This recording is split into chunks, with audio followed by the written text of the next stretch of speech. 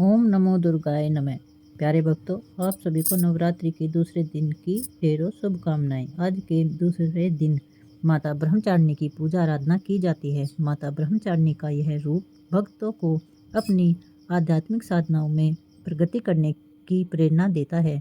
तो चलिए आज चैत्र नवरात्रि के दूसरे दिन माता ब्रह्मचारिणी की पौराणिक कथा का श्रवण करते हैं। माता के नाम से ही विधि हो रहा है और ब्रह्मा का अर्थ है तपस्या और चारणी यानी जो आचरण करने वाली स्त्री है। देवी दुर्गा का यह दूसरा स्वरूप तपस्या के पवित्र आचरण को दर्शाता है, जो कि हम सभी मनुष्यों के लिए अत्यंत आवश्यक है। माता ब्रह्मचारिणी श्वेत रंग के वस्त्र धारण करती है। उनके दाएं हाथ में जपमाला और बाएं हाथ में कमंडलू सुशोभित रहता है। वे भले ही श्वेत रंग के वस्त्र धारण करती हैं, लेकिन उनका प्रिय रंग लाल है, जो शुभता, दिव्यता और मंगल होता है। माता शैलपुत्री की कथा में कल हमने श्रवण किया था कि देवी पार्वती पर्वतराज हिमालय और देवी मुनि की पुत्री बनकर उनके घर में अवतरित हुई थी। सभी विद्याओं में पारंगत होने के बाद जब उनके विवाह का समय आया तो नारद मुनि राजा हिमालय को देवी पार्वती के होने वाले वर के विषय में बताने के लिए उनके घर पर आ गए। पर्वतराज हिमालय के घर आए हुए नारद मुनि का नन्ही सी पार्वती से स्वागत सत्कार किया और उस समय नारद मुनि भगवान शिव के गुणगान गाने लगे। महादेव के गुणों को सुनकर देवी पार्वती अत्यंत आकृष्ट हो गई और नारद मुनि ने भी संकेत में राजा हिमालय से कहा कि देवी पार्वती का विवाह भगवान शिव के साथ ही होने वाला है। नारद मुनि की आज्ञा को शिरोधार्य करते हुए राजा हिमालय अपनी पुत्री पार्वती का विवाह भगवान शिव से करवाने की इच्छा से उनके पास जाते हैं। भगवान शिव के पास अपनी पुत्री का विवाह का प्रस्ताव रखते हैं और पार्वती को भगवान शिव की सेवा में समर्पित करते हैं। भगवान शिव माता पार्वती को अपनी सेवा में स्वीकार तो कर लेते हैं, लेकिन उनकी ओर उन्मुख नहीं होते और वे सदैव तपस्या में लीन रहते हैं। और यह देखकर सभी देवतागण चिंतित हो गए। उन्होंने सोचा कि अगर ऐसा ही रहा तो महादेव और माता पार्वती का विवाह कभी नहीं हो पाएगा। इस परिस्थिति को अपनी क्षमता अनुसार सुलझाने के विचार से सभी देवताओं ने निर्णय किया कि वे कामदेव को महादेव की तपस्या भंग करने के लिए वहां भेजेंगे। जब कामदेव भगवान शिव की तपस्या को तोड़ने के लिए वहां पर आ पहुंचे तब उन्होंने बसंत ऋतु का निर्माण किया और अपने विभिन्न बाणों द्वारा भगवान शिव की तपस्या को भंग करने का प्रयास करने लगे। लेकिन भोलेनाथ ने इस बात से क्रोधित होकर कामदेव को ही भस्म कर दिया। इस प्रसंग के बाद देवी पार्वती के लिए महादेव को प्रसन्न करना और भी कठिन हो गया और तब मुनिराज नारद मुनि ने भी पार्वती जी को कठोर तपस्या करके भगवान शिव को प्रसन्न करने का सुझाव दिया। उस समय उन्होंने भगवान शिव के पंचाक्षर मंत्र का जाप करने के लिए कहा और अब देवी पार्वती ने दृढ़ निश्चय कर लिया कि चाहे कुछ भी हो जाए वे महादेव को अपने पति के रूप में अवश्य पाकर रहेंगी।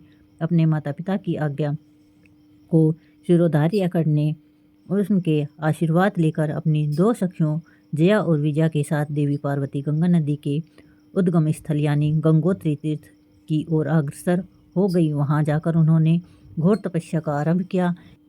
एक रमणीय वन में देवी पार्वती ने एक वेदी के ऊपर बैठकर ऐसी विषय तपस्या आरंभ की कि जो बड़े बड़े ऋषि मुनियों के लिए भी दुष्कर थी।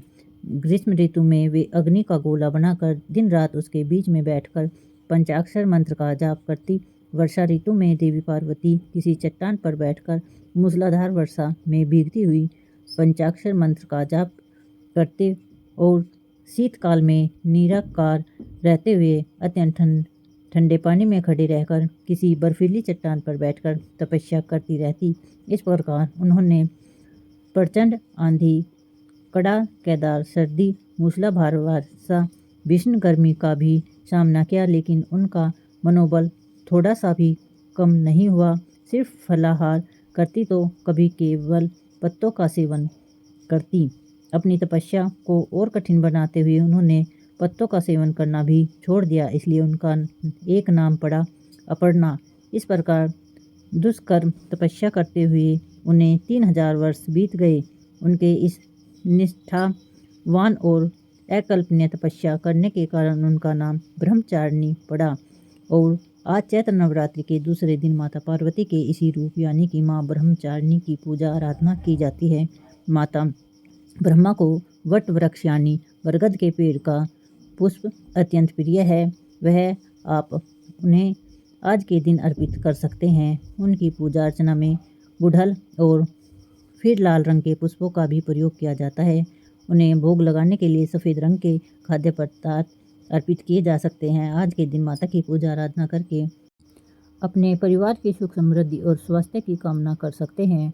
उसके साथ साथ अपने आध्यात्मिक जीवन में आगे बढ़ने के लिए उनके जैसे ही दृढ़ निश्चय हमें प्राप्त हो ऐसी प्रार्थना कर सकते हैं। दिव्य ब्रह्मचारिणी को समर्पित एक दिव्य मंदिर काशी में गंगा जी के किनारे बालाजी घाट पर स्थित है। नवरात्रि के दूसरे दिन देश भर से सभी श्रद्धालु इस मंदिर में आते हैं और माता ब्रह्मचारिणी का दर्शन करते हैं, अपने जीवन को धन्य बनाते हैं। ऐसा माना जाता है कि जो भी देवी के इस स्वरूप की आराधना करते हैं उन्हें साक्षात पर ब्रह्मा की प्राप्ति होती है। उनके दर्शन मात्र से श्रद्धालु को यश और कीर्ति प्राप्त होती है। माता ब्रह्मचारिणी एक साधक को अपने साधना में आगे बढ़ने के लिए शक्ति प्रदान करती है और इसलिए जो भी भक्त अपनी आध्यात्मिक साधना में अग्रसर होना चाहता है उन्हें चैत्र नवरात्रि के आज के दूसरे दिन माता ब्रह्मचारिणी की विशेष पूजा आराधना करनी चाहिए और उनसे अपनी आध्यात्मिक साधना में दृढ़ निश्चय के साथ आगे बढ़ने के लिए प्रार्थना करनी चाहिए। तो यह थी चैत्र नवरात्रि के दूसरे दिन की संपूर्ण कथा। बोलिए जय माता दी।